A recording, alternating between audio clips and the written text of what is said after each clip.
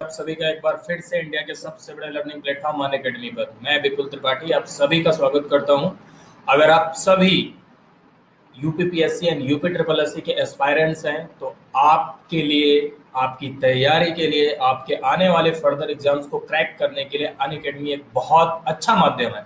आप Unacademy join कर सकते हैं और अनअकैडमी के साथ जुड़ के आप अपनी तैयारी को आगे बढ़ा सकते हैं। जैसे देखिए, अगर न्यूज़पेपर का संदर्भ लिया जाए तो अभी कुछ दिन पहले जो है लेखपाल की वैकेंसी आने वाली है, ऐसा लिखा हुआ था, न्यूज़पेपर में निकला हुआ था। ठीक है, और इसके अलावा 2020 पीसीएस का नोटिफिकेशन भी आ गया है, यानी यूपीपीएससी 2020 का भी नोटिफिकेशन आ गया है। तो अगर आप इन सारे एग्जाम्स की तैयारी कर रहे हैं तो आप अनअकैडमी के साथ जुड़ सकते हैं। और हाँ, एक खास बात आपके लिए, UPPSC and UP triple SC की इस कैटेगरी में, यानी अनअकैडमी, देखो अगर आपको अनअकैडमी से स्टडी करना है तो आपको क्या करना होगा, अनअकैडमी लर्निंग एप्लीकेशन डाउनलोड करना होगा।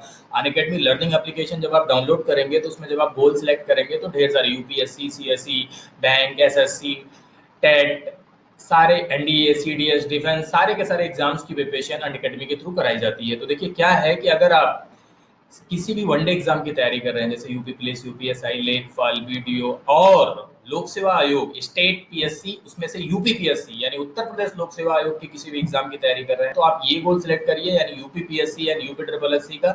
ये अगर आप सिलेक्ट करेंगे तो सिलेक्ट करने के बाद वहां पर आपको कुछ free of cost special classes दिखेंगी जो आप देख सकते हैं। जैसे मेरी क्लास आपको देखनी है तो 10 बजे रात को स्पेशल क्लास होती है, उसमें देख सकते हैं आप। और इसके अलावा अगर आप कोई भी कोर्स परचेज करना चाहते हैं, यानी अगर आप यूपीपीएससी या यूपी ट्रिपल एससी की अपनी तैयारी को आगे बढ़ाना चाहते हैं, आप परचेज करना चाहते हैं, तो वो कैसे करेंगे। देखिए, बहुत ही बहुत ही सस्ते सस्ते जो है क्या कहते हैं दाम पे सारे के सारे कोर्स हैं। जैसे 1 महीने का 1400 रुपए का, 3 महीने का 3500 रुपए का और 6 महीने का 5600 रुपए का, 12 महीने का 7000 रुपए का, और अगर 24 महीने का लेंगे तो 8400 रुपए का है। और अगर इसमें आप ये कोड अप्लाई करते हो विपुल 10, ये कोड अगर आप इसमें अप्लाई करते हैं तो आपको 10% का डिस्काउंट मिलेगा, यानी 10% का आपको क्या मिलेगा, डिस्काउंट मिलेगा। ध्यान दीजिएगा, अगर आप खुद समझिए कि अगर ये 7000 रुपए का 1 साल का है और अगर आप 10 कोड अप्लाई कर देते हैं तो 700 और ऑफ हो जाएगा आप में इसमें। तो अगर उसको हम एक दिन का काउंट करें तो एक दिन का बहुत कम पैसा भैया पड़ रहा है, बहुत कम रुपया एक दिन का पड़ रहा है। तो अगर आप इस समय जो है, वैसे ही देखिए देश एक विशेष परिस्थिति से गुजर रहा है और आप लोग घर में रहिए, स्वस्थ रहिए, सुरक्षित रहिए, खुद भी अवेयर रहिए और दूसरों को भी अवेयर करिए, और साथ ही साथ अपनी पढ़ाई ऑनलाइन जारी रखिए। तो अगर आप जनरल स्टडीज की तैयारी कर रहे हैं या किसी भी वनडे एग्जाम की तैयारी कर रहे हैं तो आप UPPSC and UP triple SC की इस कैटेगरी में ज्वाइन कर सकते हैं, जिससे आपको मुझसे भी पढ़ने का मौका मिलेगा। जैसे कि मैं पॉलिटी और हिस्ट्री उधर डिस्कस करता हूँ, पॉलिटी का एक कोर्स मेरा लॉन्च हो चुका है, लगभग लगभग खत्म होने वाला है। तो अगर आप उस ज्वाइन करेंगे तो उसमें पूरी की पूरी रिकॉर्डिंग वीडियो आपको मिलेगी, और इसके अलावा हिस्ट्री का कोर्स अभी जस्ट 1-2 दिन बाद आने ही वाला है। तो अगर आप लोग चाहें तो आप लोग जो है क्या कहते हैं ज्वाइन कर सकते हैं। चलिए आगे बढ़ते हैं। आज हम आपके साथ एक बेहतरीन टॉपिक पर डिस्कस करने जा रहे हैं, एक ऐसा टॉपिक जो एग्जाम के दृष्टिकोण से यानी परीक्षा के दृष्टिकोण से बहुत ज्यादा महत्वपूर्ण होता है, और जिसका टॉपिक का नाम है सर सोर्सेस ऑफ कॉन्स्टिट्यूशन, यानी संविधान के स्रोत। एक बात बहुत अच्छे से ध्यान दीजिएगा सर, कि हमारे भारत का संविधान संविधान सभा ने बनाया, यानी कॉन्स्टिट्यूएंट असेंबली ने बनाया।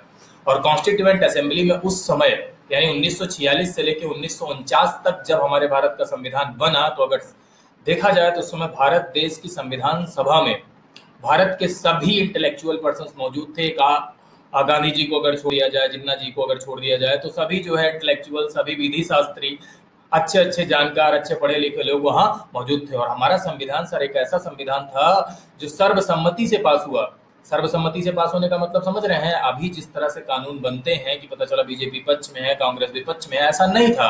संविधान सर्वसम्मति से पास हुआ, यानी सबकी सहमति से पास हुआ। और जब हमारा संविधान बना तो उसके बहुत सारे सोर्सेस हुए, बहुत सारे विदेशी सोर्सेस भी हुए, है ना। तो उसी विदेशी सोर्सेस का आज हम थोड़ा सा अध्ययन करेंगे। यानी हमारे संविधान में कुछ ऐसी बातें, कुछ ऐसे प्रोविजंस जो हमने विदेशों से अपनाए। अगर देखा जाए सर तो 70% हमने कहाँ से लिया था, तो गवर्नमेंट ऑफ इंडिया एक्ट 1935 से बोरो कर लिया था। क्यों? क्योंकि पहले हमारे भारत देश में ब्रिटिश रूल था और ब्रिटिशर्स के द्वारा बनाया गया और सबसे बड़ा कानून था government of India act 1935।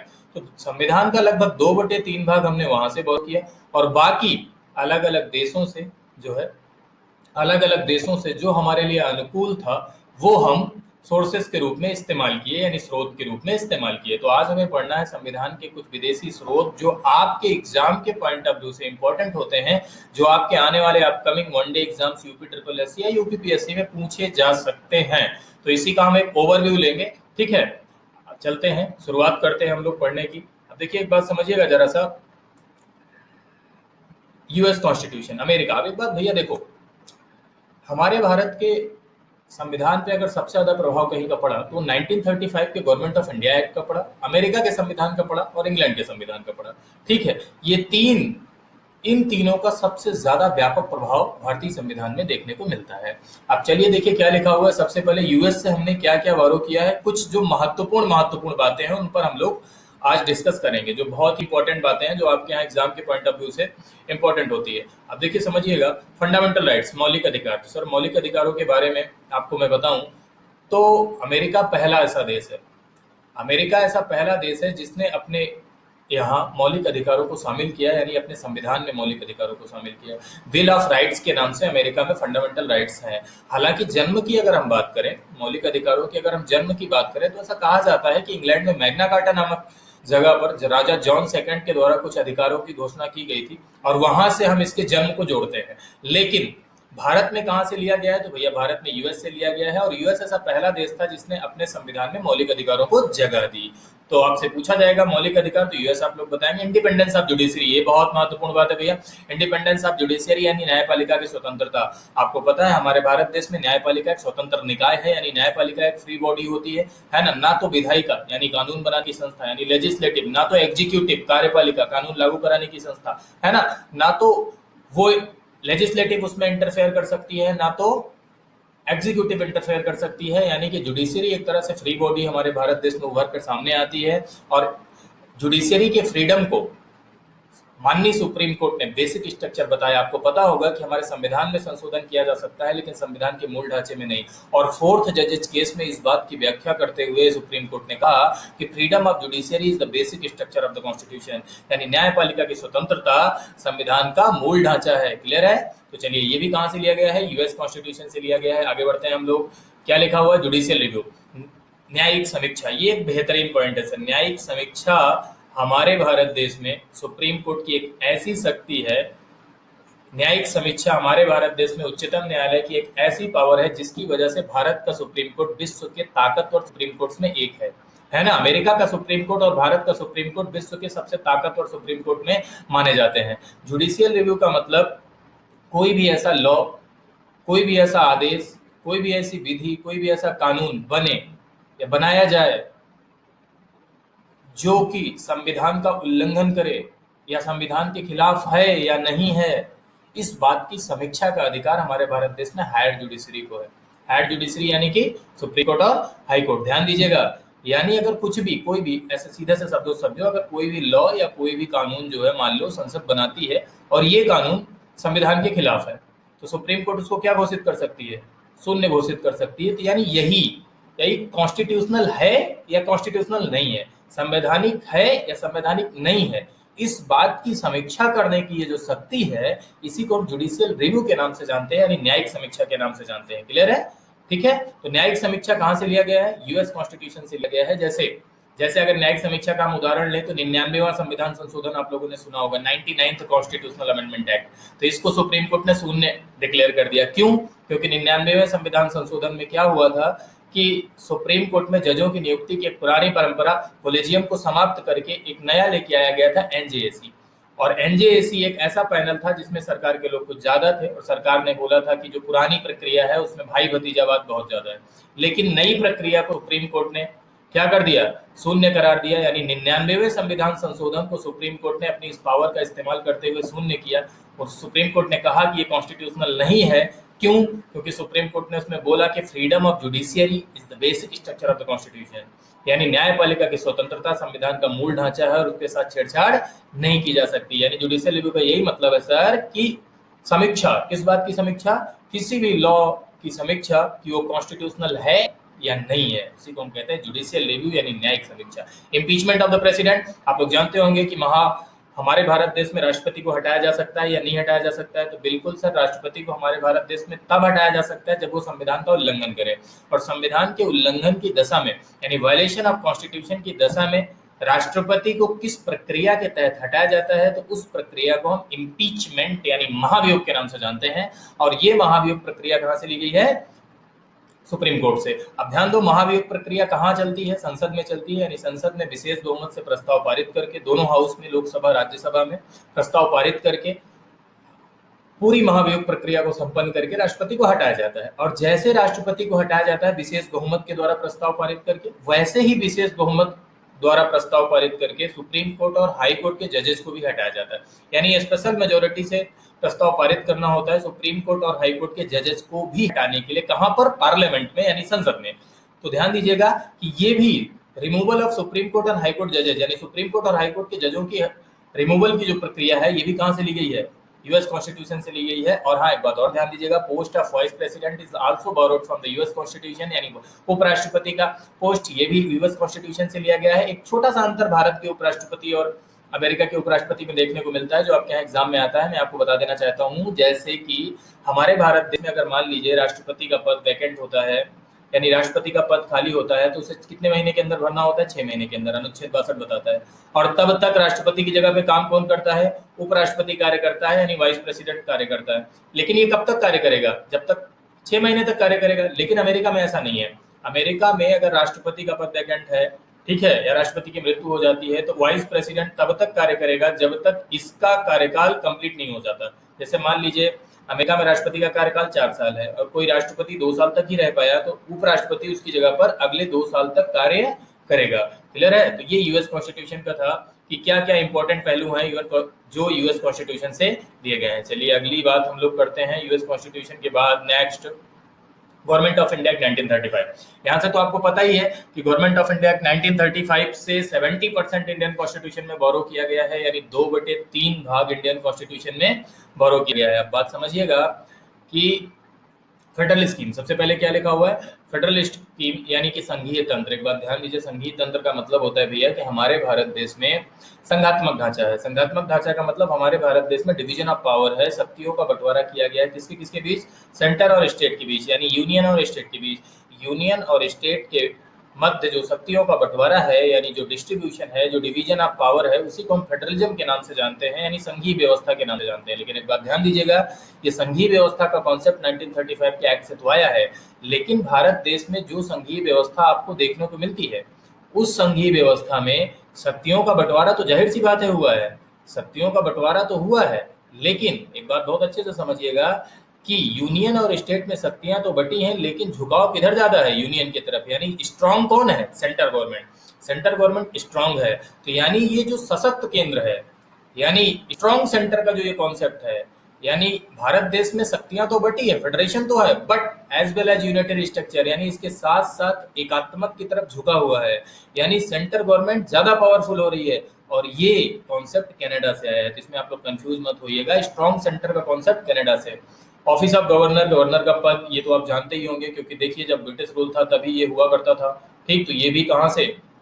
Government of India act 1935 से। जुडिशियरी है ना, जुडिशियरी भी यहीं से। आपको पता होगा कि फेडरल जुडिशरी सबसे पहले जो है संघीय न्यायालय गवर्नमेंट ऑफ इंडिया एक्ट 1935 के थ्रू ही बनाया गया था। यानी संघीय न्यायालय की स्थापना गवर्नमेंट ऑफ इंडिया एक्ट 1935 के थ्रू की गई थी। तो जुडिशरी का कॉन्सेप्ट भी किधर से आया है? इधर से ही आया है। पब्लिक सर्विस कमीशन, लोक सेवा आयोग। सर, हमारे भारत देश में बड़ी भर्ती को कंडक्ट कराने के लिए, यानी हमारे भारत देश में all India services, Akhil Bharatiya सेवाएं और सेंट्रल की बड़ी सेवाएं, सेंट्रल की बड़ी सेवाएं और स्टेट की बड़ी सेवाओं को कंडक्ट कराने के लिए एक संवैधानिक संस्था का निर्माण किया गया है, जिसका नाम है पीएससी, यानी पब्लिक सर्विस कमीशन, जिसकी आप लोग तैयारी कर रहे हैं। लोक सेवा आयोग यूनियन में जो होता है उसको बोलते हैं UPSC, union public service commission. State में स्टेट पीएससी, यानी राज्य लोक सेवा आयोग, स्टेट पब्लिक सर्विस कमीशन। ये दोनों संवैधानिक संस्था है अंडर आर्टिकल 315। ठीक है, ये एक तरह से देखा जाए तो सर हमारे भारत देश में मेरिट सिस्टम का प्रहरी है, यानी हमारे भारत देश में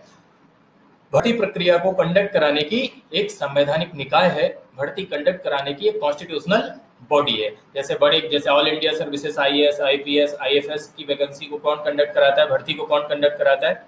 यूपीएससी। राज्य में एडमिनिस्ट्रेटिव सर्विसेज, राज्य में पुलिस सर्विसेज कौन कंडक्ट कराता है? स्टेट पब्लिक सर्विस कमीशन यानी राज्य लोक सेवा आयोग। ये पब्लिक सर्विस कमीशन सबसे पहले गवर्नमेंट ऑफ इंडिया एक्ट 1935 के द्वारा ही बनाया गया था। हालांकि इसके पहले ब्रिटिशर्स ने सेंट्रल पब्लिक सर्विस कमीशन बनाया था, यानी केंद्रीय लोक सेवा आयोग बनाया था, लेकिन इसके द्वारा गवर्नमेंट ऑफ इंडिया एक्ट 1935 जब आया तो क्या बनाया गया? Public service commission, union public service commission का निर्माण किया गया। तो अतः अगर आपसे ये पूछा जाता है कि यूनियन पब्लिक सर्विस कमीशन का कॉन्सेप्ट कहाँ से आया है, तो आप लोग बताएंगे गवर्नमेंट ऑफ इंडिया एक्ट 1935 से आया है। आगे बढ़ते हैं, एडमिनिस्ट्रेटिव डिटेल्स। यस सर, प्रशासनिक तंत्र, ठीक है। एडमिनिस्ट्रेटिव डिटेल्स यानी प्रशासनिक तंत्र, जो भी एग्जीक्यूशन ऑफ द एडमिनिस्ट्रेशन है, ये कहाँ से है? गवर्नमेंट ऑफ इंडिया एक्ट 1935 से। आगे बढ़ते हैं हम लोग भैया अगले सोर्स की तरफ। तो अगला सोर्स क्या है हमारा? British constitution. सर इसका भी प्रभाव बहुत ज्यादा पड़ा है हमारे भारतीय संविधान में, ब्रिटिश कॉन्स्टिट्यूशन का भी प्रभाव पड़ा है। जैसे पार्लियामेंट्री गवर्नमेंट, देखिए दो महत्वपूर्ण टाइप की सरकारें आपको देखने को मिलती हैं। एक को बोलते हैं संसदीय सरकार और एक को बोलते हैं अध्यक्षात्मक यानी प्रेसिडेंशियल गवर्नमेंट। क्या होता है कि संसदीय सरकार में सबसे महत्वपूर्ण बात आपको देखने को मिलती है कि नॉमिनल एग्जीक्यूटिव भी होता है और रियल एग्जीक्यूटिव भी होता है। नॉमिनल एग्जीक्यूटिव यानी नाम मात्र का कार्यपालिका भी होती है, नाम मात्र की कार्यपालिका भी होती है और वास्तविक कार्यपालिका भी होती है। जैसे भारत देश में अगर देखा जाए तो नॉमिनल एग्जीक्यूटिव कौन है? प्रेसिडेंट, राष्ट्रपति नाम मात्र की कार्यपालिका है, कठपुतली है ना। और अगर रियल एग्जीक्यूटिव की बात की जाए, वास्तविक कार्यपालिका की बात की जाए, तो वास्तविक कार्यपालिका कौन है? Council of minister headed by PM, यानी मंत्रिपरिषद, इसकी अध्यक्षता कौन कर रहा है? पीएम कर रहा है। यानी रियल पावर, रियल हेड कौन है? रियल पावर किधर जा रही है? प्रधानमंत्री के पास जा रही है, पीएम के पास, यानी ये रियल हेड है। और नॉमिनल हेड कौन है? नाम मात्र का प्रमुख राष्ट्रपति है। ठीक है, तो ये पार्लियामेंट्री गवर्नमेंट का गुण होता है। ऐसा ही सेम इंग्लैंड में भी है। ठीक है, बात बस इतना अंतर है कि इंग्लैंड में जैसे हमारे भारत देश में राष्ट्रपति चुनकर आता है, यानी राष्ट्रपति इलेक्टेड होता है, लेकिन इंग्लैंड में ऐसा नहीं है। इंग्लैंड में राष्ट्रपति चुनकर नहीं आता है, बल्कि इंग्लैंड में राष्ट्रपति का तो पद ही नहीं, रानी जी है ना। और रानी जी का चुनाव नहीं होता है, वो वंशानुगत सिस्टम है। इसीलिए भारत के राष्ट्रपति और इंग्लैंड की रानी में क्या अंतर है कि दोनों लोग स्टेट के हेड हैं, दोनों लोग नाम मात्र के प्रमुख हैं, ये भी नाम मात्र के प्रमुख, ये भी नाम मात्र के प्रमुख। बस अंतर इतना है कि भारत का राष्ट्रपति चुनकर आया है यानी इलेक्टेड है, इसलिए हम भारत को रिपब्लिक कंट्री कहते हैं, यानी गणराज्य कहते हैं। गणराज्य मतलब ऐसा राज्य जिसका प्रमुख चुनकर आए यानी इलेक्ट होकर आए। ठीक है, और वहीं प्रेसिडेंशियल गवर्नमेंट की बात करें, संघात्मक सरकार की बात करें, तो वहां पर रियल पावर यानी रियल हेड कौन होता है? प्रेसिडेंट होता है, यानी राष्ट्रपति होता है। जैसे अमेरिका में क्या राष्ट्रपति नाम मात्र का प्रमुख है? हाँ नहीं, अमेरिका में राष्ट्रपति रियल हेड है, यानी वास्तविक प्रमुख है। तो ऐसी गवर्नमेंट को टाइप को हम प्रेसिडेंशियल गवर्नमेंट कहते हैं। हालांकि इन डिटेल इसको पूरा का पूरा पार्लियामेंट्री गवर्नमेंट के ढेर सारे लक्षण होते हैं सर। अगर आप पूरा कोर्स ज्वाइन करेंगे तो उसमें मैंने बताया है पूरा का पूरा पार्लियामेंट्री गवर्नमेंट फीचर, सारी की सारी एकदम डिटेल 2 घंटे की क्लास में बताया है। ठीक, तो अभी आप छोटा सा समझिए कि पार्लियामेंट्री गवर्नमेंट भैया संसदीय सरकार का कॉन्सेप्ट कहाँ से आया है? तो ब्रिटिश कॉन्स्टिट्यूशन से। रूल ऑफ लॉ, विधि का शासन, ये तो बहुत ही पूछा जाता है। रूल ऑफ लॉ, विधि का शासन और लेजिस्लेटिव प्रोसीजर। लेजिस्लेटिव प्रोसीजर यानी कि क्या? विधायी प्रक्रिया। विधायी प्रक्रिया यानी कानून निर्माण की प्रक्रिया कहाँ से ली गई है? तो जाहिर सी बात है सर, लेजिस्लेटिव का आधे से ज्यादा भाग हमने आपके यहाँ से लिया है, तो कानून निर्माण की प्रक्रिया भी हम आप ही के यहाँ से लेके आएंगे ना। तो ये भी जो है ब्रिटिश कॉन्स्टिट्यूशन से है। सिंगल सिटीजनशिप, ये इंपॉर्टेंट पॉइंट है सर। हमारे भारत देश में दोहरी नागरिकता का कोई प्रावधान अमेरिका की तरह नहीं है। अमेरिका में क्या है कि जैसे राज्यों की अलग नागरिकता और केंद्र की अलग नागरिकता है ना, स्टेट की अलग सिटीजनशिप और यूएस की अलग सिटीजनशिप। ठीक है, दोहरी नागरिकता होती है, लेकिन भारत देश में